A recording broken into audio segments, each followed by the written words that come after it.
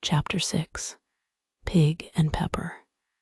For a minute or two she stood looking at the house and wondering what to do next, when suddenly a footman in livery came running out of the wood. She considered him to be a footman because he was in livery. Otherwise, judging by his face only, she would have called him a fish, and rapped loudly at the door with his knuckles. It was opened by another footman in livery, with a round face and large eyes like a frog, and both footmen, Alice noticed, had powdered hair that curled all over their heads. She felt very curious to know what it was all about, and crept a little way out of the wood to listen. The fish footman began by producing from under his arm a great letter, nearly as large as himself, and this he handed over to the other, saying in a solemn tone, "For the Duchess." An invitation from the Queen to play croquet. The frog footman repeated in the same solemn tone, only changing the order of the words a little, "From the Queen."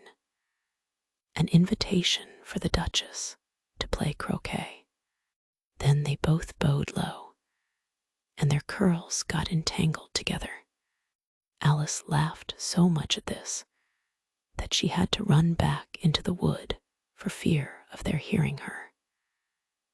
And when she next peeped out, the fish footman was gone, and the other was sitting on the ground near the door, staring stupidly up into the sky. Alice went timidly up to the door and knocked.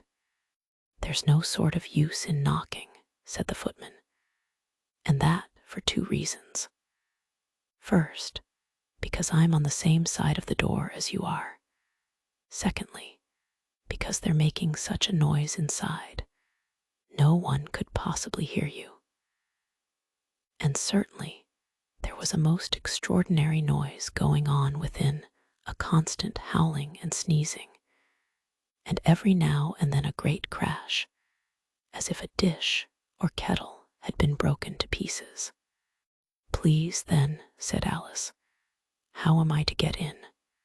"There might be some sense in your knocking," the footman went on without attending to her, "if we had the door between us. For instance, if you were inside, you might knock, and I could let you out, you know." He was looking up into the sky all the time he was speaking, and this Alice thought decidedly uncivil.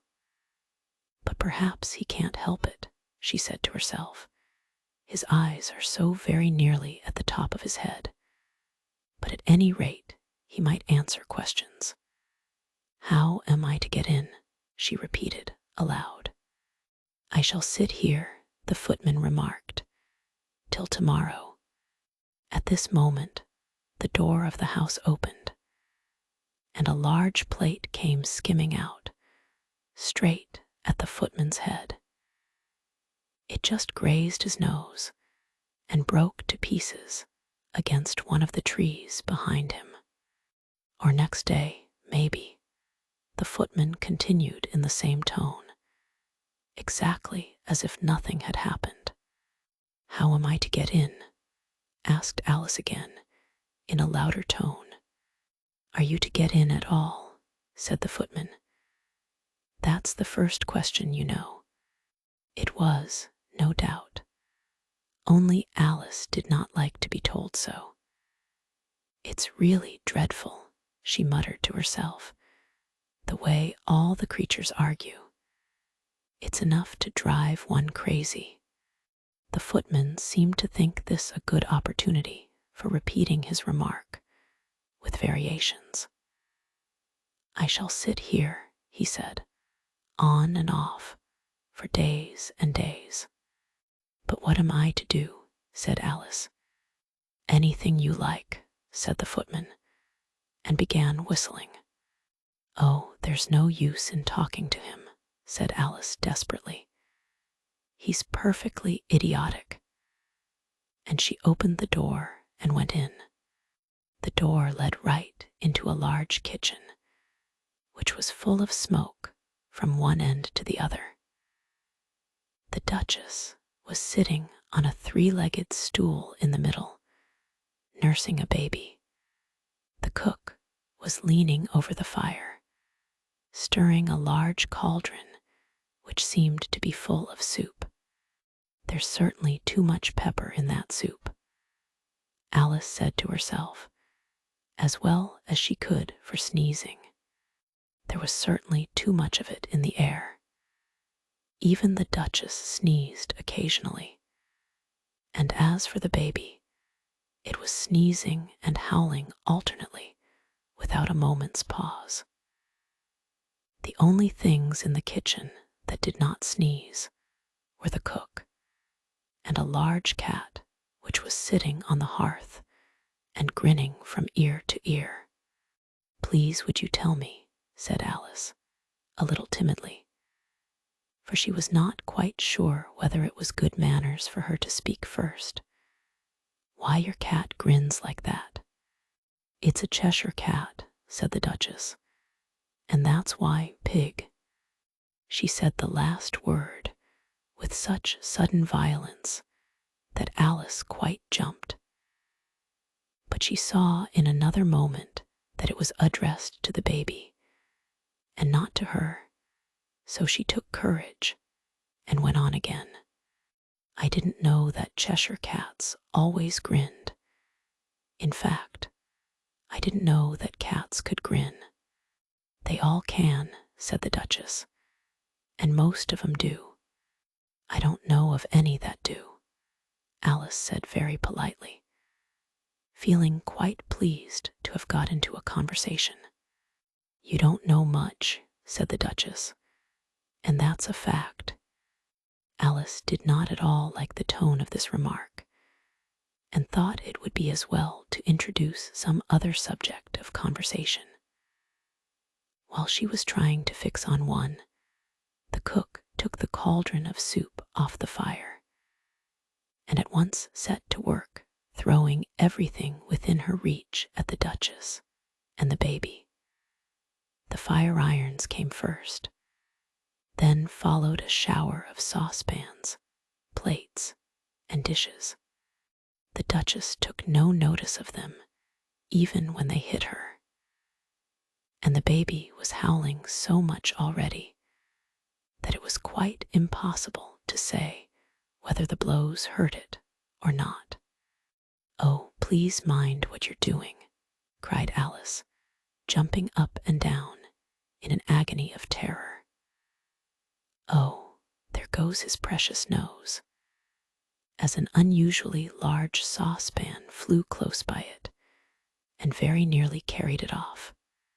"If everybody minded their own business," the Duchess said in a hoarse growl, "the world would go round a deal faster than it does." "Which would not be an advantage," said Alice, who felt very glad to get an opportunity of showing off a little of her knowledge. "Just think of what work it would make with the day and night. You see, the earth takes 24 hours to turn round on its axis." "Talking of axes," said the Duchess, "chop off her head." Alice glanced rather anxiously at the cook to see if she meant to take the hint, but the cook was busily stirring the soup and seemed not to be listening, so she went on again. 24 hours, I think, or is it 12? Oh, don't bother me," said the Duchess. "I never could abide figures." And with that she began nursing her child again, singing a sort of lullaby to it as she did so, and giving it a violent shake at the end of every line. "Speak roughly to your little boy, and beat him when he sneezes. He only does it to annoy, because he knows it teases." Chorus, in which the cook and the baby joined. "Well, well, well," while the Duchess sang the second verse of the song. She kept tossing the baby violently up and down, and the poor little thing howled so that Alice could hardly hear the words. I speak severely to my boy. I beat him when he sneezes, for he can thoroughly enjoy the pepper when he pleases. Chorus. Well, well, well. Here, you may nurse it a bit, if you like, the Duchess said to Alice, flinging the baby at her as she spoke. I must go and get ready to play croquet with the Queen, and she hurried out of the room. The cook threw a frying pan after her as she went out, but it just missed her. Alice caught the baby with some difficulty, as it was a queer-shaped little creature, and held out its arms and legs in all directions, just like a starfish, thought Alice. The poor little thing was snorting like a steam engine when she caught it, and kept doubling itself up and straightening itself out again, so that altogether, for the first minute or two, it was as much as she could do to hold it. As soon as she had made out the proper way of nursing it, which was to twist it up into a sort of knot, and then keep tight hold of its right ear and left foot, so as to prevent its undoing itself, she carried it out into the open air.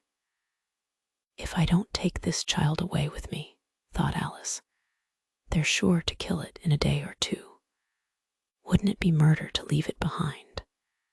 She said the last words out loud, and the little thing grunted in reply. It had left off sneezing by this time. Don't grunt, said Alice. That's not at all a proper way of expressing yourself. The baby grunted again, and Alice looked very anxiously into its face to see what was the matter with it. There could be no doubt that it had a very turn-up nose, much more like a snout than a real nose. Also, its eyes were getting extremely small for a baby. Altogether, Alice did not like the look of the thing at all. But perhaps it was only sobbing, she thought, and looked into its eyes again to see if there were any tears. No, there were no tears. If you're going to turn into a pig, my dear, said Alice seriously, I'll have nothing more to do with you. Mind now. The poor little thing sobbed again, or grunted. It was impossible to say which, and they went on for some while in silence. Alice was just beginning to think to herself, now, what am I to do with this creature when I get it home? When it grunted again, so violently that she looked down into its face in some alarm. This time, there could be no mistake about it. It was neither more nor less than a pig, and she felt that it would be quite absurd for her to carry it further. So she set the little creature down, and felt quite relieved to see it trot away quietly into the wood. If it had grown up, she said to herself, it would have made a dreadfully ugly child, but it makes rather a handsome pig, I think. And she began thinking over other children she knew, who might do very well as pigs, and was just saying to herself, if one only knew the right way to change them, when she was a little startled by seeing the Cheshire Cat sitting on a bough of a tree a few yards off. The cat only grinned when it saw Alice. It looked good-natured, she thought. Still, it had very long claws and a great many teeth, so she felt that it ought to be treated with respect. Cheshire Puss, she began rather timidly, as she did not at all know whether it would like the name. However, it only grinned a little wider. Come, it's pleased so far, thought Alice, and she went on. Would you tell me, please, which way I ought to go from here? That depends a good deal on where you want to get to, said the cat. I don't much care where, said Alice. Then it doesn't matter which way you go, said the cat. So long as I get somewhere, Alice added as an explanation. Oh, you're sure to do that, said the cat, if you only walk long enough. Alice felt that this could not be denied, so she tried another question. What sort of people live about here? In that direction, the cat said, waving its right paw round, lives a hatter. And in that direction, waving the other paw, lives a March hare. Visit either you like. They're both mad. But I don't want to go among mad people, Alice remarked. Oh, you can't help that, said the cat. We're all mad here. I'm mad. You're mad. How do you know I'm mad? Said Alice. You must be, said the cat, or you wouldn't have come here. Alice didn't think that proved it at all. However, she went on. And how do you know that you're mad? To begin with, said the cat, a dog's not mad. You grant that? I suppose so, said Alice. Well then, the cat went on, you see, a dog growls when it's angry, and wags its tail when it's pleased. Now I growl when I'm pleased, and wag my tail when I'm angry. Therefore I'm mad. I call it purring, not growling, said Alice. Call it what you like, said the cat. Do you play croquet with the Queen today? I should like it very much, said Alice, but I haven't been invited yet. You'll see me there, said the cat, and vanished. Alice was not much surprised at this. She was getting so used to queer things happening. While she was looking at the place where it had been, it suddenly appeared again. By the by, what became of the baby? Said the cat. I'd nearly forgotten to ask.